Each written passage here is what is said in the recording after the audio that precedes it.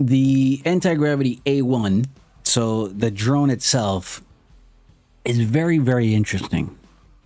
Not because it's the 360 camera, but something different, something perhaps no one has noticed during the launch. But I think I found something interesting here, because although it does look like a mini and it resembles the body of the mini, it's not a mini. It's a new drone.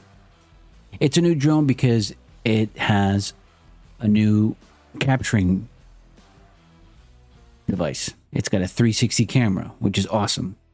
First in the world integrated.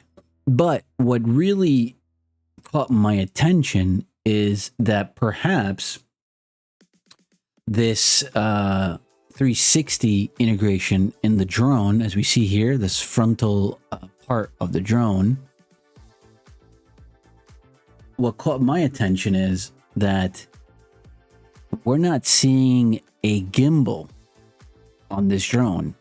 There is no gimbal because it doesn't need a gimbal.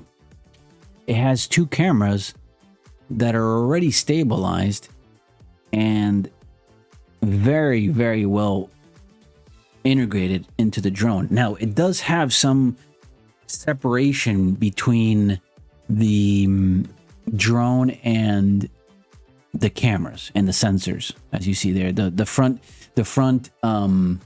little squares are not the cameras, those are sensors. The cameras are actually on the top. It's the circular part right here, and there's another one on the bottom. But it does not have a stabilizer, or it doesn't have a gimbal. So what does that mean? Is it the end of the gimbal era? Do we need gimbals for future drones? Because if the 360 camera can solve that problem, we're talking about the future of drones are gimballess. We don't need gimbals. What does that also mean? Less weight. Less weight. So you can put other things. So if you don't need a gimbal, we are looking at something besides the point that it's 360 and it's got all these crazy, it's got the new goggles and it's got the remote control and all that. This is the first drone without a gimbal. I think that should have been a marketing feature. I mean, it wouldn't matter, but if you kind of like start and sit down and think about it, it is the first drone without a gimbal. For me, it's very interesting because this opens up a brand new door for drones and innovation. And the 360 obviously solves that issue. It solves the gimbal issue. And I don't know. What do you guys think? The gimbal, do you think we're going to need the gimbal? And the gimbal is like the stabilizers. It stabilizes the footage. So when the drone is going crazy like this in the air, and you're saying, oh, the footage is going to be a disaster. Well, you look at the screen and nothing's happening. That's because of the stabilizer of the gimbal. The gimbal is countering those moves and keeps the footage stabilized. Like you can see here in this footage of the waves and how the camera moves up and it opens up the balloon and all that. That's all stabilized between the two cameras. There's no gimbal here.